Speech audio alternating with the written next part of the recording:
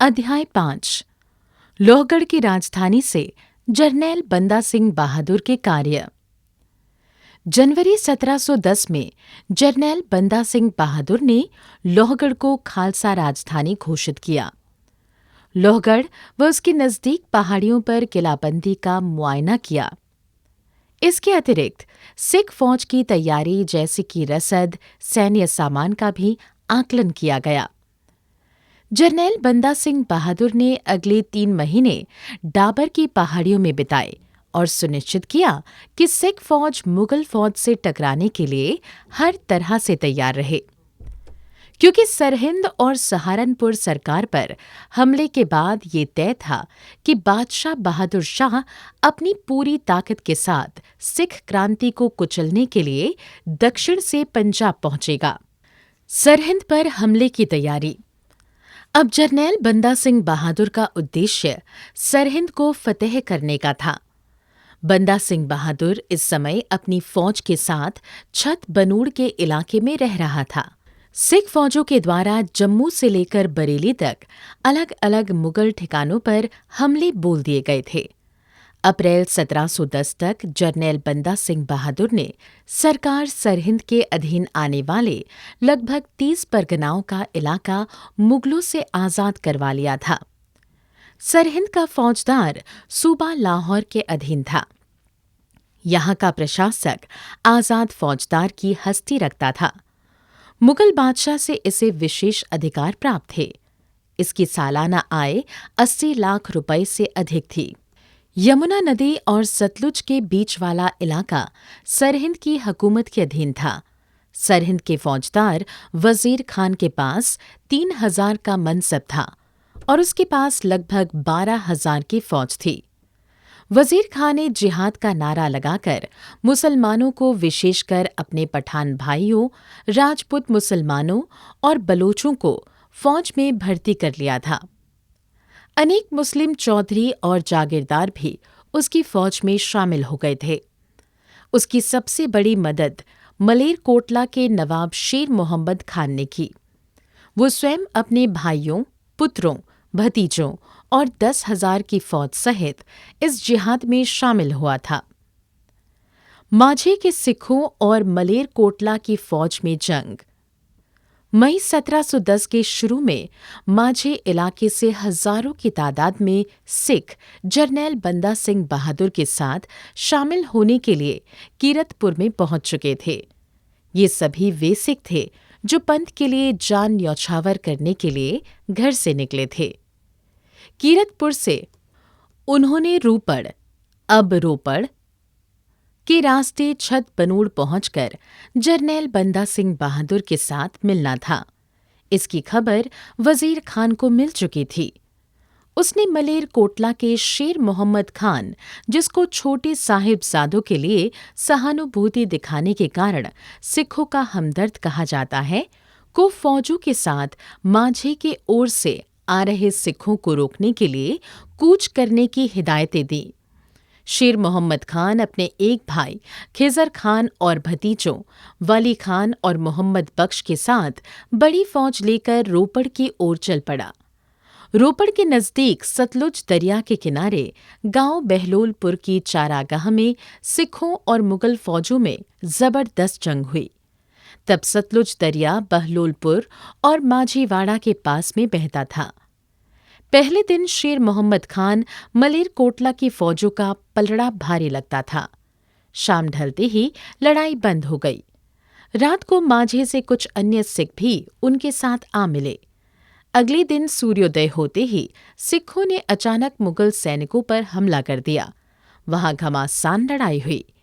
इस लड़ाई में एक गोली शेर मोहम्मद खान मलेरिया के भाई खिजर खान की छाती में आ लगी और वो वहीं ढेर हो गया। उसके मरने के साथ ही पठान फौजी मैदान छोड़कर भागने लगे। शेर मोहम्मद खान ने अपने भतीजों सहित सिख सिपाहियों पर हमला कर दिया। दोनों भतीजे खान अली और मोहम्मद बख्श इस हमले में मारे गए। शेर मोहम्मद खान स्वयं भी जख्मी हो गया। इसके पश्चात सभी पठान फौजें मैदान में से भाग गई। जीत के बाद माझा के सिख फौज छत बनूड़ की ओर चल पड़े, जब इसकी खबर जरनैल बंदा सिंह बहादुर तक पहुंची तो वो कुछ सिखों को साथ लेकर काफी आगे आ गया और मझौलों को गले लगाकर स्वागत किया। अगले दिन सिखों के एक अन्य जत्थे की टक्कर राणवो गांव में संघोल के निकट वजीर खान की भेजी फौज के साथ हुई। यहां से भी विजेता होकर सिख बंदा सिंह बहादुर के पास छत बनूड़ पहुंच गए। चप्पड़ चिड़ी की लड़ाई। चप्पड़ चिड़ी की लड़ाई का मैदान, जो कि मोहाली जिले में आज के समय में मौजूद है, चंडीगढ़ शहर के भी काफी नजदीक है। शोध से ये पता चला है कि सिखों के बडेल, मनौली, मनीमाजरा, जीरकपुर, लोहगढ़ इत्यादि में किले मौजूद थे। इनमें से ये किले आज भी मौजूद हैं। इन किलों में भारी मात्रा में हथियार और रसद के भंडार थे और यहीं से ही सिख फौज को चप्पड़ चिड़ी की लड़ाई के लिए सैन्य सामान उपलब्ध करवाया गया। नई खोज की विस्तार पूर्वक जानकारी किलों के चित्रों सहित पृष्ठ पर अंकित की गई है। चप्पड़ चिड़ी की लड़ाई में जब वजीर खान को खिजर खान और उसके दोनों पुत्रों के मरने और शेर मोहम्मद के जख्मी होने व मलेरी फौजों की हार की खबर पहुंची तो वो दुखी हुआ, परंतु उसने दिल्ली और लाहौर से अन्य फौज व हथियार मंगवा लिए थे। अब वजीर खान के पास बेपनाह गोला बारूद, हथियार, घोड़े व हाथी थे। उसकी फौज की संख्या भी बहुत थी, परंतु वो बंदा सिंह बहादुर के हमले का इंतजार नहीं करना चाहता था। वो चाहता था कि सिखों पर अचानक ही हमला कर दिया जाए। दूसरा, वो बंदा सिंह बहादुर के साथ सरहिंद के बाहर ही टक्कर लेना चाहता था। वजीर खान ने एक अन्य चाल चलते हुए सुच्चा नंद के भतीजे गंडामल को 1000 फौजी देकर बंदा सिंह बहादुर की फौजों में शामिल होने के लिए छत बनूड़ की ओर भेज दिया। उसकी योजना थी कि जंग शुरू होते ही ये सभी गद्दारी करके मैदान छोड़कर भाग जाएं, जिसके साथ सिख फौजों में खलबली मच जाए। इसी उलझन में वो मारे जाएं या मैदान छोड़ जाएं। जब ये जत्था बंदा सिंह बहादुर के कैंप में पहुंचा तो सिखों को इनकी बात पर यकीन नहीं हुआ कि ये वजीर खान से बागी होकर सिखों के साथ मिलना चाहते थे। इस कारण बंदा सिंह ने फैसला किया कि इनको आगे रखने की जगह सबसे आखिरी कतारों में रखा जाए। अब सभी सिख चप्पड़ चिड़ी के मैदान में इकट्ठा हो गए। कभी स्थान पर कई छोटे बड़े छप्पर या तालाब और नजदीक ही झाड़ीदार जंगल था, जिसका नाम पश्चात में छप्पड़ छिड़ी से बिगड़कर चप्पड़ चिड़ी बन गया। बंदा सिंह बहादुर ने मैदान में इकट्ठे होकर सरहिंद पर हमले की तैयारी कर ली। यहाँ से सरहिंद लगभग 20 किलोमीटर की दूरी पर था, परंतु इससे पहले कि सिख फौजें सरहिंद की ओर कूच करती, उनको खबर मिल गई कि वजीर खान भी एक बड़ी फौज लेकर उधर की ओर चल पड़ा है। इस पर बंदा सिंह बहादुर ने सभी फौजों को 4 हिस्सों में बांट दिया। सिखों के पास अब तक 6 तोपें भी आ चुकी थीं।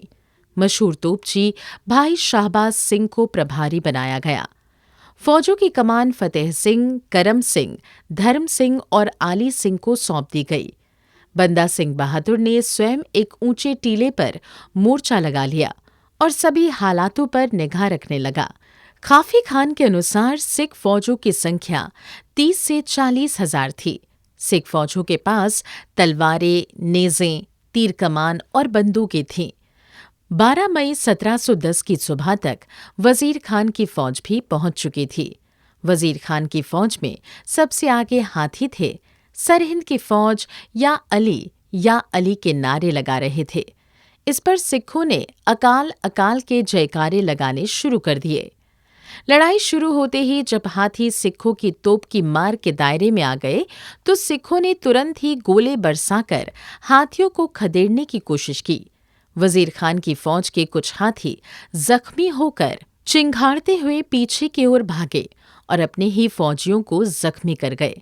इसके जवाब के तौर पर सरहिंद की फौज की तोपें भी बरसने लगीं।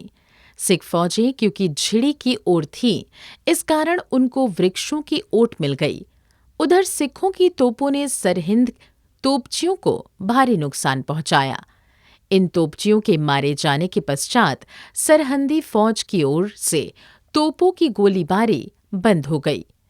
अब कई सिख घुड़सवार सरहदी फौज में जाकर घुसे और मारकाट शुरू हो गई।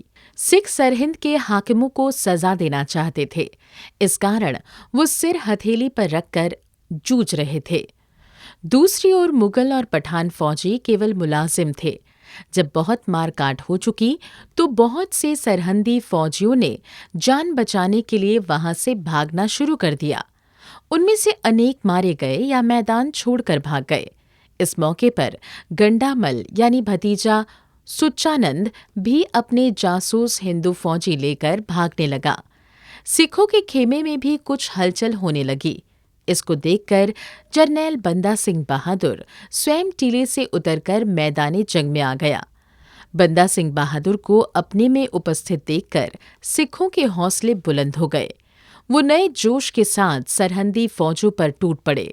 इसके साथ ही सरहदी फौजों ने पीछे हटना शुरू कर दिया।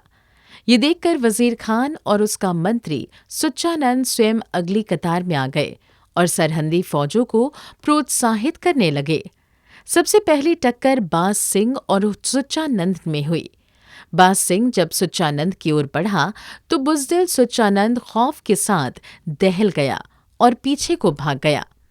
मैदान में से भागे सुच्चानंद ने सरहिंद बुज़दिल सुच्चानंद खौफ के साथ दहल गया और पीछे को भाग गया। मैदान में से भागे सुच्चानंद ने सरहिंद पहुंचकर ही सांस ली।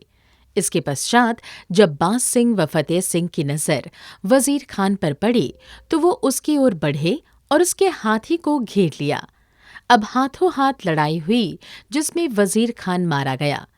इतने में ही उनको शेर मोहम्मद खान मलेर कोटले वाला, जो बहलोलपुर में मझौले हाथों हार कर फिर यहाँ चप्पड़ चिड़ी में आकर लड़ा था, भी नजर आ गया। सिखों ने उसे भी मार दिया। उसका भाई ख्वाजा अली भी मारा गया।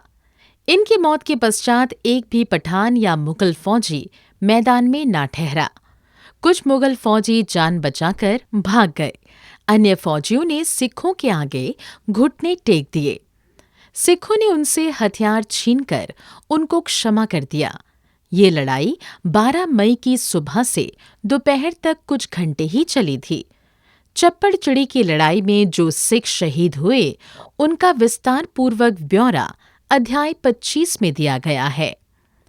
सरहिंद शहर पर कब्जा। चप्पड़ चिड़ी की लड़ाई खत्म होने के पश्चात जख्मी सिखों की मरहम पट्टी की गई। शहीद सिखों को इकट्ठे करके उनका संस्कार किया गया। इस मौके पर सिख पूरा समय शब्द गायन करते रहे। संस्कार करने के पश्चात सिख फौजें सरहिंद की ओर कूच कर गई। 20 किलोमीटर का फासला तय करके सिख आधी रात के समय सरहिंद पहुंच गए। रात के समय शहर के द्वार बंद थे। सिख फौजों ने सरहिंद नगर पर घेरा डाल लिया। अगले दिन एक छोटी सी झड़प के उपरांत सिख शहर में दाखिल हो गए। उन्होंने वजीर खान के शव का जुलूस निकाला और किले के पास ले आए। उन्होंने इस शव को एक वृक्ष पर उल्टा लटका दिया। इस समय तक शव में से बदबू आनी शुरू हो चुकी थी। जल्दी ही गिद्धों और अन्य पक्षियों ने उसके शव को नोचना शुरू कर दिया। ये देखकर शहर के लोग बुरी तरह विचलित हो गए। उनमें से कुछ ने सिख फौजों से रहम की मांग की। शहर में खामोशी और भय का माहौल बना हुआ था। सिखों ने शहर निवासियों को यकीन दिलाया कि कोई भी सिख किसी बेगुनाह के साथ नाइंसाफी नहीं करेगा। अब सिखों ने किले की ओर कूच किया। यहाँ जबरदस्त लड़ाई हुई। किले की तोपों के गोलों के साथ कई सिख शहीद हो गए। इस पर कुछ सिख किले के पास के एक टीले पर चढ़ गए और वहां से उन्होंने किले में से गोले बरसाती तोपों के तोपची मार दिए। अब सिख फौज ने चप्पड़ चिड़ी में सरहिंद की फौज से चीनी तोपों के साथ किले पर गोलाबारी करके अंदर जाने का रास्ता बना लिया। किले के अंदर बची कुची फौज ने भी हथियार डाल दिए। जरनैल बंदा सिंह बहादुर ने इन सभी को गिरफ्तार करने का हुक्म दिया तथा सरहिंद शहर सिखों के अधिकार में आ गया। इस समय शहर या किले में विरोध करने वाला कोई भी नहीं बचा था। वजीर खान का पुत्र समुंद खान बहुत दौलत लेकर दिल्ली की ओर भाग गया था, परंतु सुच्चा नंद अभी भी शहर में ही छिपा बैठा था। शाम के समय जरनैल बंदा सिंह बहादुर ने प्रमुख शहरवासियों को एकत्रित करके ऐलान किया कि सिख किसी भी बेगुनाह पर कोई जबरदस्ती या जुल्म नहीं करेंगे और ना होने देंगे, परंतु किसी भी मुजरिम को क्षमा नहीं किया जाएगा। इस पर लोगों ने राहत महसूस की। अनेकों व्यक्ति बंदा सिंह बहादुर के साथ समझौता करने लगे। सुच्चानंद अभी शहर में छिपा हुआ था। वो चप्पड़-चिड़ी से भागकर जाने के बावजूद सरहिंद से भाग नहीं पाया था, क्योंकि वो अपनी इकट्ठी की हुई दौलत को संभालने और निकाल कर ले जाने की योजना बनाता रह गया था। उसे गिरफ्तार कर उसके नाक में नकेल डालकर उसे घर-घर में भिक्षा मांगने पर मजबूर किया गया। रास्ते में लोगों ने उससे पत्थर भी मारे। अंत में बुरी तरह जख्मी और जलील होकर सुच्चानंद मर गया व सुच्चानंद की दौलत को जब्त कर लिया गया। इबारतनामा का लेखक मोहम्मद कासिम लिखता है कि ऐसे स्पष्ट होता था कि उसने ये सारी दौलत इसी दिन के लिए इकट्ठी की हुई थी। मोहम्मद कासिम ये भी लिखता है कि लोग कहते थे कि वजीर खान के समय पर कोई इस तरह का जुल्म नहीं था जो गरीबों पर ना किया गया हो, और अब जुल्म का कोई ऐसा बीज नहीं था जो अंकुरित ना हुआ हो। जैसा बोया गया वैसा काटा गया। उनको जिस्म ढकने के लिए कपड़े देकर शहर में भीख मांगने पर मजबूर किया गया और साथ ही शहर में ये मुनादी भी करवा दी गई कि कोई भी इनको एक कौड़ी से ज्यादा भिक्षा न दे। इसके साथ ही बंदा सिंह ने हर उस शख्स को सजाए मौत दी जिसने लोगों पर जुल्म ढाए थे। चप्पड़-चिड़ी लड़ाई की वास्तविक तारीख। चप्पड़-चिड़ी की लड़ाई 12 मई 1710 को हुई थी। अगले दिन शहर सरहिंद और इसके किले पर भी कब्जा हो चुका था। सरहिंद शहर के सिख फौजों के अधीन होने की खबर बादशाह बहादुर शाह को बहासू नगर के पड़ाव पर 20 मई 1710 को मिली। अंग्रेज लेखक इरविन पुस्तक लैटर मुगल्स ने सरहिंद की लड़ाई की तारीख 22 मई लिखी है, जो कि सही नहीं है। वास्तव में उसको अखबारे दरबारे मौला की एक बिना तारीख प्रविष्टि 13 फरवरी 1712 की प्रविष्टि के बाद प्रकाशित से गलती लगी थी। अगर तारीख 22 मई होती तो बादशाह को 20 मई को खबर कैसे मिल सकती थी? अखबारे दरबारे मौला की रिपोर्ट के अनुसार लड़ाई की रिपोर्ट बादशाह को 20 मई 1710 को मिली थी। इस खबर को बादशाह के पास पहुंचाने में 8 दिन लगे थे। इसलिए 12 मई 1710 को ही चप्पड़-चिड़ी की लड़ाई की सही तारीख है। वजीर खान की मौत कैसे हुई? खाफी खान के अनुसार वजीर खान गोली लगने से मरा था। इस अनुसार शेर मोहम्मद खान मलेरकोटले वाले ने विनोद सिंह पर हमला किया। इतने में एक गोली वजीर खान को लगी और वो मर गया। शेर मोहम्मद खान का ध्यान उस ओर हो गया। कन्हैया लाल अनुसार वजीर खान की मौत गोली लगने से हुई थी। पुस्तक तारीख़े पंजाब के पृष्ठ 59 के अनुसार वजीर खान की मौत एक तीर लगने से हुई थी। हिस्ट्री ऑफ पंजाब पृष्ठ 274। मीर मोहम्मद अहसन इजाद के अनुसार वजीर खान बंदा सिंह बहादुर की ओर बढ़ा। बाज सिंह ये देख रहा था। वो घोड़ा भगाकर वजीर खान और बंदा सिंह बहादुर के बीच आ गया। इस पर वजीर खान ने बाज सिंह की ओर नेजा फेंका, जो बाज सिंह ने हाथ से पकड़ लिया और वापस वजीर खान की ओर जोर से मारा। ये बर्छा वजीर के घोड़े को लगा। वजीर खान ने गिरते ही बाज सिंह पर तीर चलाया, जो बाज सिंह की बाजू में लगा। इसके साथ ही वजीर खान ने बाज सिंह पर तलवार के साथ भी वार कर दिया, परंतु इससे पहले कि तलवार बाज सिंह को लगती, फतेह सिंह ने तलवार मारकर वजीर खान का दाहिना कंधा काट दिया। मीर मोहम्मद अहसन इजाद शहनामा वजीर खान को गिरा देखकर बाकी फौजी जान बचाकर भाग गए। उनके पास केवल बदन के कपड़ों के अतिरिक्त कुछ भी नहीं था। खाफी खान चैप्टर 2 पृष्ठ 1954 दस्तूर उल इंशा का लेखक यार मोहम्मद लिखता है कि वजीर खान का सिर एक नेजे पर टांग कर और उसकी धड़ को बैलों के पीछे बांधकर और घसीटते हुए 20 किलोमीटर दूर सरहिंद पहुंचाया गया। लोग कहते हैं कि वजीर खान ने हर तरह का जुल्म जनता पर किया और उसे ऐसी घिनौनी मौत मिली जो सारी दुनिया याद रखेगी।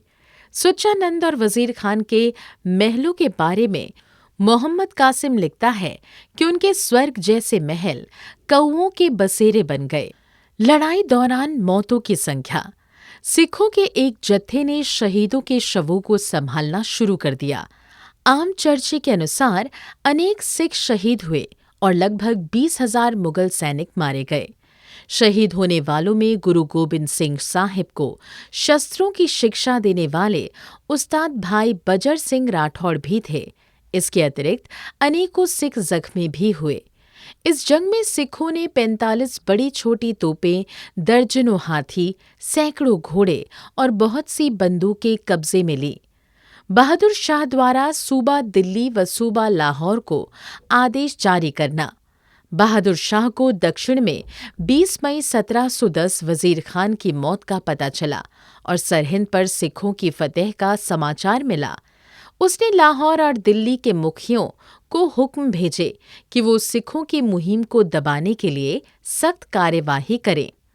जरनैल बंदा सिंह बहादुर का मुसलमानों के साथ बर्ताव। जीत के उपरांत सिखों ने किले की चोटी पर नीला निशान साहिब फहराया और बाज सिंह भगेश्वरी को सरहिंद का फौजदार स्थापित किया व आली सिंह सलौदी को उसका नायब फौजदार तैनात किया। निस्संदेह बंदा सिंह बहादुर ने सभी जालिम शासकों को सख्त सजा दी थी। सिख फौजी धार्मिक व सामाजिक तौर पर किसी को भी अपना दुश्मन नहीं मानती थी।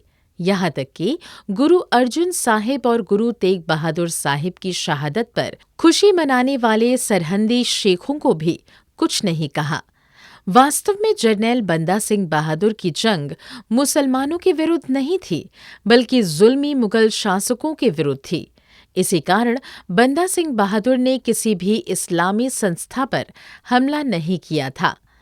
आज 2020-21 में जरनैल बंदा सिंह बहादुर के सरहिंद पर हमले से 300 साल के पश्चात भी शेख अहमद सरहिंदी की मज़ार और डेरा, लाल मस्जिद, सदने कसाई की मस्जिद, निकट तलानिया में उस्ताद और शागिर्द के मकबरे, मीरे मीरा गांव के बहलोल लोधी के दामाद की मज़ार और अन्य कई मस्जिदें और मकबरे आज भी सरहिंद में मौजूद हैं।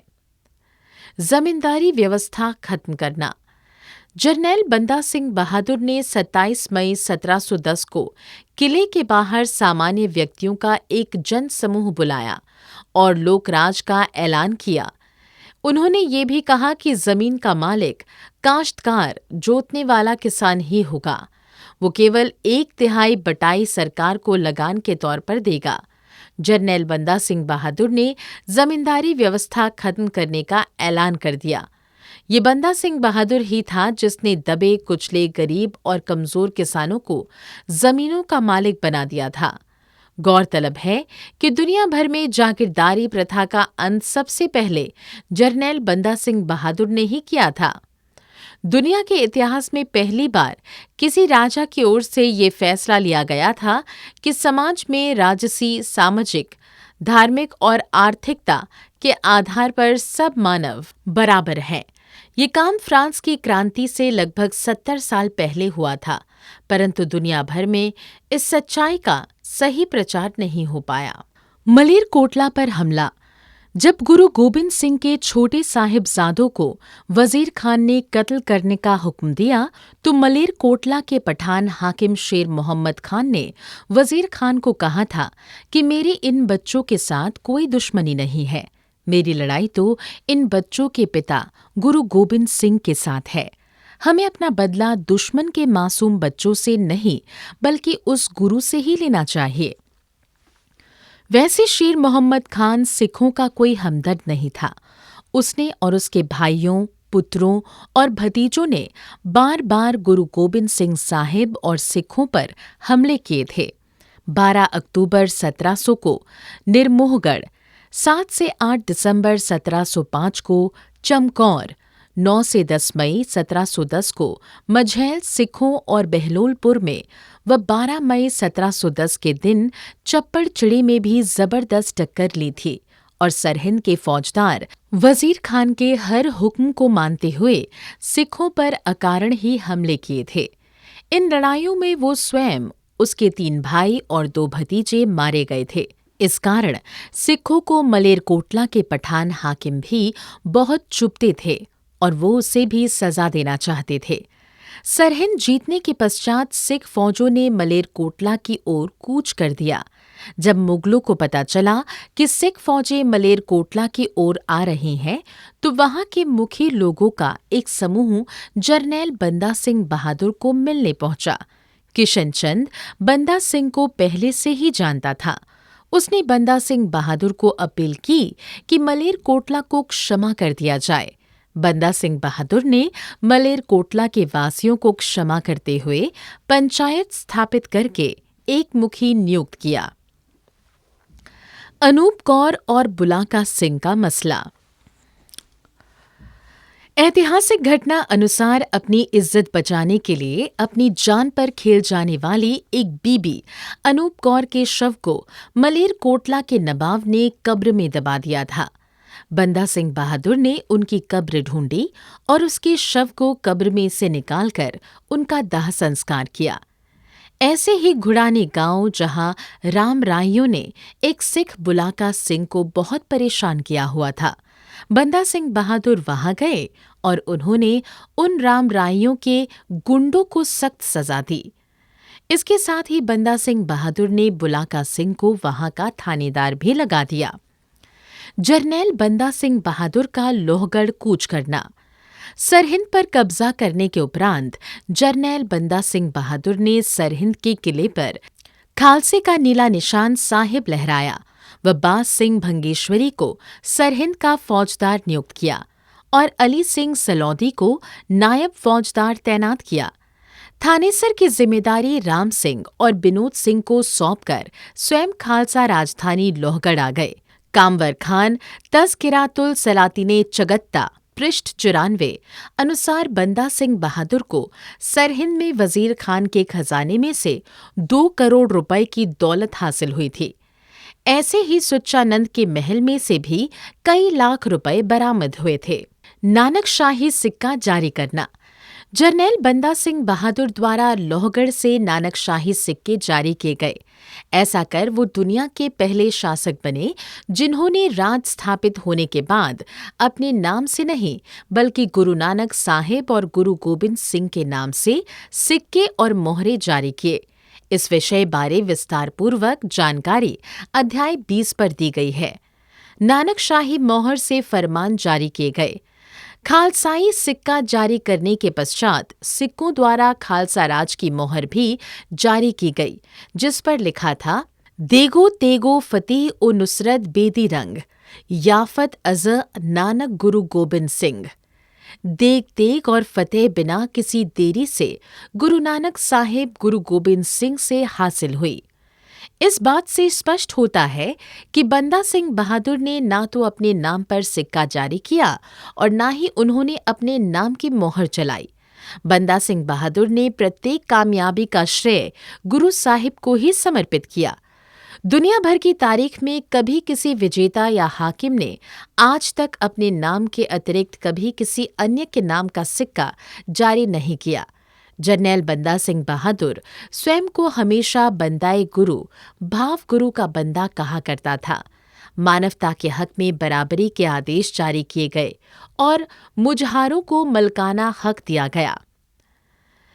इसके अतिरिक्त जाति पाति की प्रथा को समाप्त कर सभी लोगों को सामाजिक बराबरी के अधिकार राज्य में रहने वाले सभी लोगों को प्रदान किए। इस विषय के बारे में विस्तार पूर्वक जानकारी अध्याय 20 पर दी गई है। नानकशाही कैलेंडर लागू किया।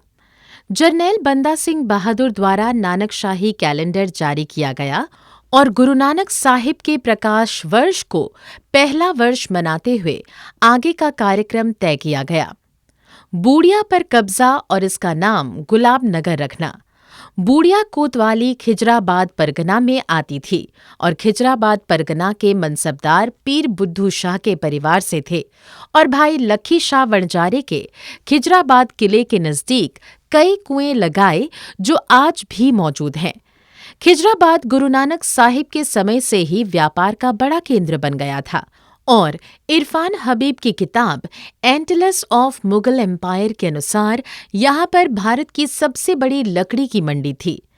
चक बाबा साहिब सिंह और चक नकल की जगीरें भाई लखी शाह वणजारे के परिवार के पास थी और इनसे कुछ दूरी के ऊपर शिवालिक की पहाड़ियां शुरू हो जाती हैं, जहां पर लोहगढ़ खालसा राजधानी के अवशेष आज भी मौजूद हैं। बूढ़िया शहर का सिख इतिहास में महत्वपूर्ण स्थान है और गुरु नानक साहिब के यहाँ पर मंजी या प्रचार केंद्र स्थापित किया गया था और वहाँ आज भी गुरु तेग बहादुर साहिब के प्रचार दौरे के संबंध में एक ऐतिहासिक गुरुद्वारा साहिब सुशोभित है।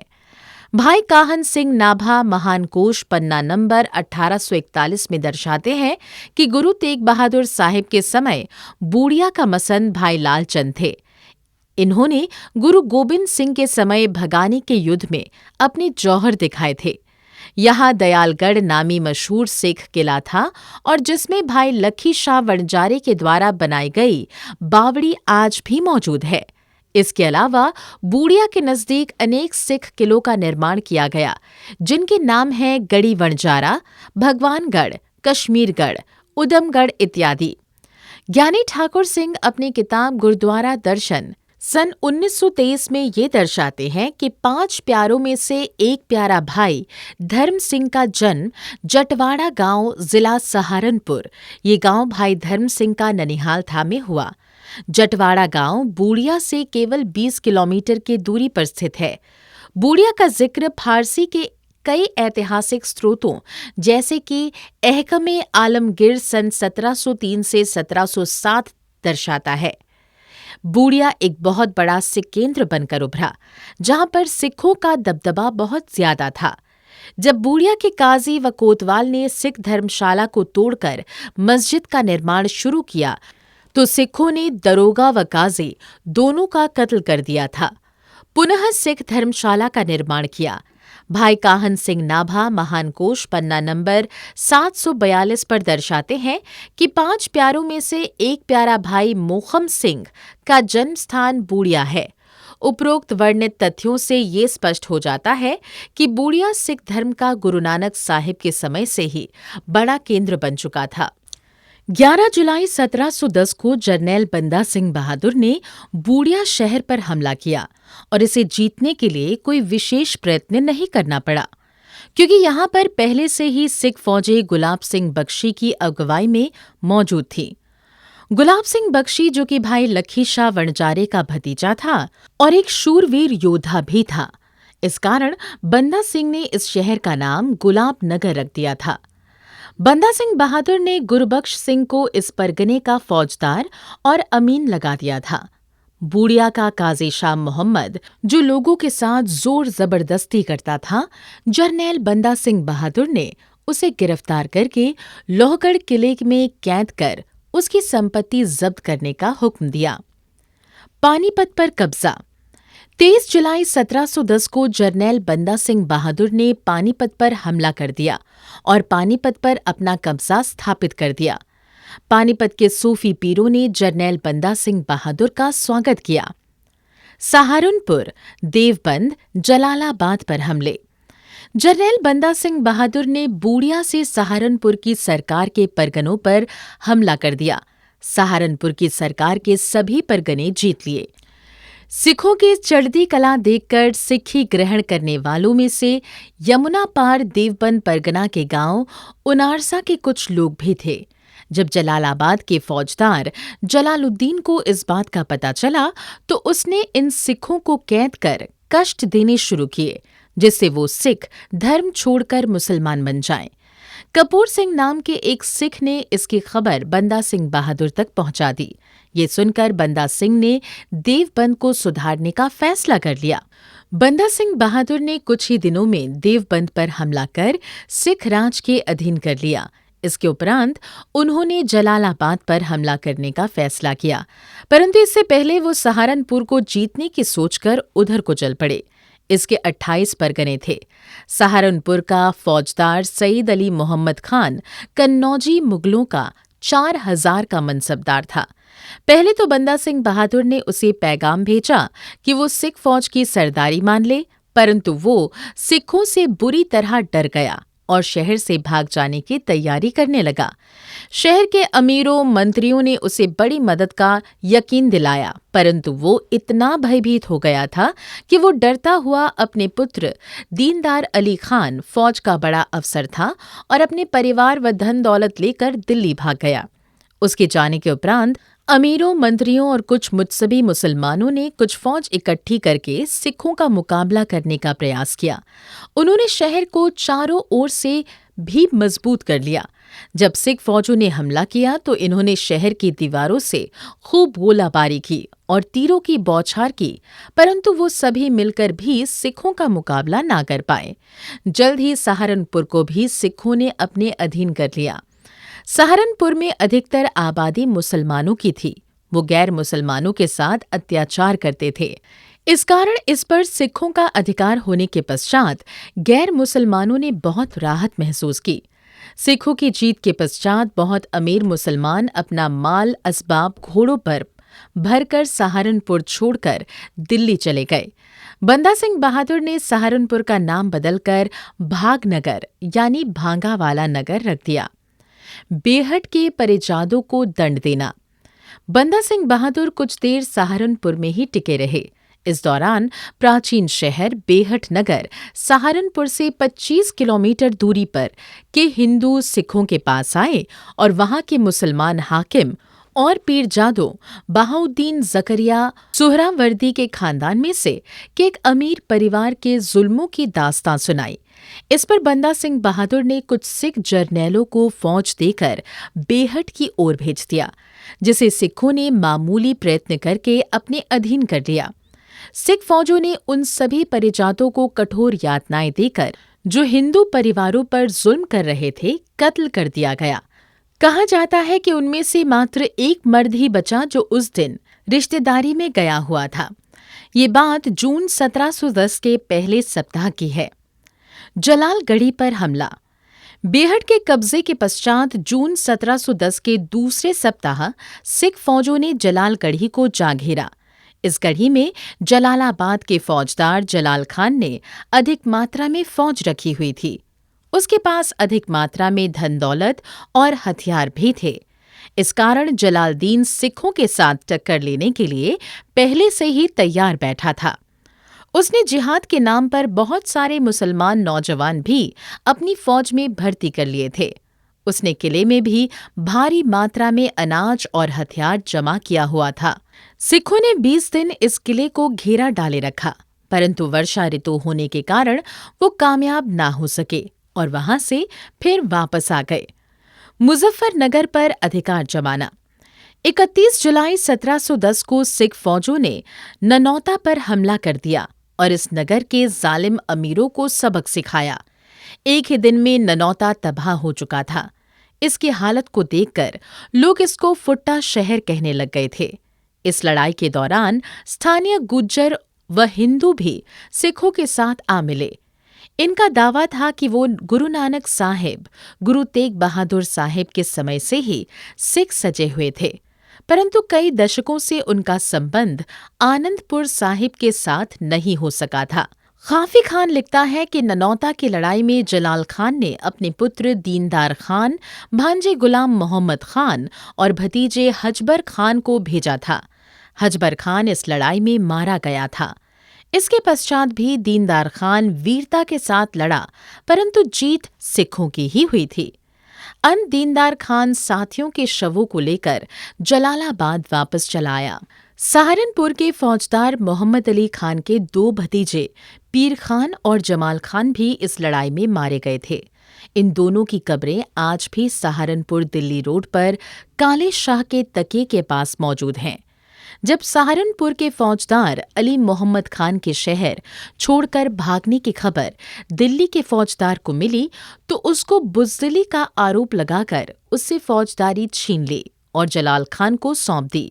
अगस्त 1710 को जरनैल बंदा सिंह बहादुर के नेतृत्व में मुजफ्फरनगर पर हमला करके उसे अपने कब्जे में ले लिया। दिल्ली के हाकिमों, अमीरों और मंत्रियों में दहशत।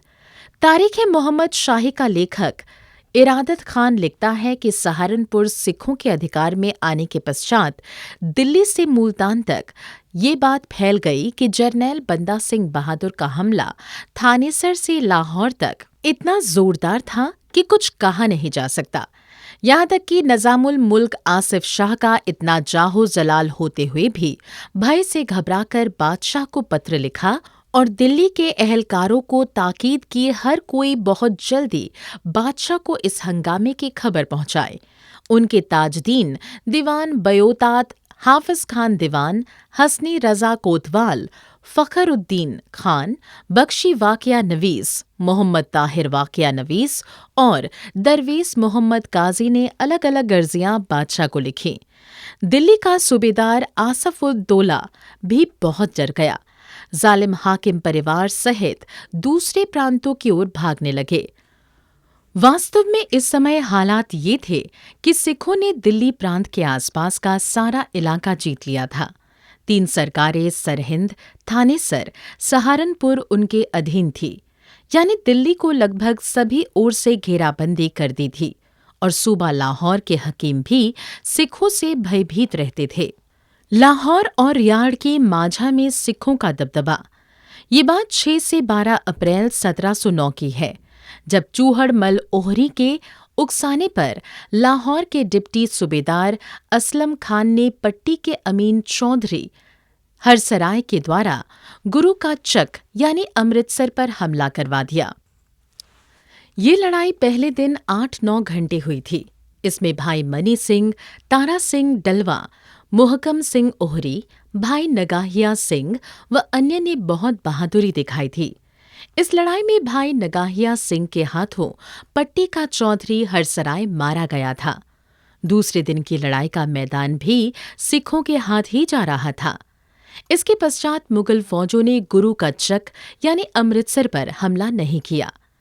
जब सिख फौजों ने सरहिंद पर अधिकार कर लिया तो पट्टी, गुरु का चक यानी अमृतसर, रियाड़ की ब्यास और रावी के बीच वाला इलाका और तटीय इलाकों के सिखों के हौसले और बुलंद हो गए। पट्टी और लाहौर वालों को अभी 7 माह पहले सिखों के हाथों हुई हार याद थी। इस कारण लाहौर का नायब सूबेदार असलम खान भी उनसे बहुत डरता था। सरहिंद जरनैल बंदा सिंह बहादुर के अधीन होने के पश्चात माझे के सिख गुरु का चक में इकट्ठे हुए और उन्होंने भी इस इलाके को मुगल और पठान हाकिमों से छीनना शुरू कर दिया। सिखों ने पहले लाहौर और कसूर को नहीं छेड़ा, क्योंकि इन दोनों शहरों में मुगलों की बहुत बड़ी फौज भी थी और उनके पास किले और हथियार भी बहुत थे। बटाला, जो कश्मीरी माल की सबसे बड़ी मंडी जाना जाता था और अमीरों मंत्रियों का शहर था, और कलानौर, जहां अकबर की ताजपोशी हुई, लाहौर के पश्चात दूसरे नंबर पर थे। उन शहरों में भी माल असबाब बहुत था। सिखों ने बटाला, कलानौर और आसपास के इलाकों के सभी गांव में से सरकारी एहलकारों को भगा दिया। अब मुगल हुकूमत इन इलाकों में केवल शहरों की 4 दीवारियों और किलों में ही रह गई थी। कलानौर और बटाला के पश्चात सिखों ने बुताला, सठियाला, घुमाड़ और काला अफगाना में भी अपना दबदबा कायम किया। लाहौर पर हमला। पट्टी, गुरु का चक, रियाड़ की और तटीय इलाकों पर कब्जे के पश्चात जून 1710 में सिख फौजों ने लाहौर पर भी हमला कर दिया। इस समय लाहौर का सूबेदार बहादुर शाह का सबसे बड़ा शहजादा मुआजुद्दीन जहानदार शाह था। नायब एक काबुली मौलवीज़ादा सैयद असलम खान था। सिख फौजों ने शालीमार के आसपास कब्जा कर लिया। अधिकतर अमीर मंत्री भय से भागकर लाहौर शहर के अंदर आ घुसे। सिखों ने शहर पर भी हमला किया, परंतु वो शहर का द्वार ना तोड़ पाए और चारदीवारी के अंदर दाखिल ना हो पाए। फौजदार असलम खान सिर्फ बचाव की लड़ाई लड़ता रहा, क्योंकि उसे अप्रैल 1709 की हार अभी भी याद थी। वैसे उसकी फौज ने शहर का बचाव बहुत बहादुरी के साथ किया। ये लड़ाई 2 दिन तक चली। इस लड़ाई में दोनों गुटों के हजारों फौजी मारे गए। सिख फौजी बेशक किला तो ना जीत सकीं, परंतु उन्होंने लाहौर के आसपास के इलाकों पर कब्जा कर लिया। सिखों ने यहाँ ठहरने के बजाय इलाकों के मुगल हाकिमों और अन्य अमीरजादों से जो बहुत सी दौलत छीनकर दीन दुखियों में बांट दी। सिखों के विरुद्ध जिहाद। मोहम्मद कासिम लाहौरी इबरतनामा में लिखता है कि जुलाई 1710 में सिखों ने फिर लाहौर की ओर कूच किया। लाहौर के मौलवियों ने लाहौर में ईदगाह दिल्ली द्वार के निकट मौजूदा रेलवे स्टेशन की जगह पर हैदरी झंडा फहराकर जिहाद का नारा लगाकर 10,000 से ज्यादा मुसलमानों का जन समूह इकट्ठा कर लिया। शाहजहां बादशाह के बड़े मंत्री सादुल्ला खान का एक रिश्तेदार पीर मोहम्मद तक्की, मूसा बेग पुत्र खुदावर्दी खान, अगर खानी के अतिरिक्त मौलानों के नेता हाजी इस्माइल, हाजी नियाज बेग, शाह इनायुल्तुल्ला, मोहम्मद जमान रंगड़, मुसलमान और मुल्ला मीर मोहम्मद इस जिहादी फौज का नेतृत्व कर रहे थे। इन कट्टर मुसलमानों के साथ बहुत से हिंदू भी मिल गए। हिंदुओं का नेतृत्व अकबर का वजीर टोडर मल का पौत्र पहाड़ा मल का पुत्र कर रहा था। इस जिहाद के खर्च के लिए हिंदू व्यापारियों और अन्य अमीरों मंत्रियों ने भी अपने खजानों के मुंह खोल दिए।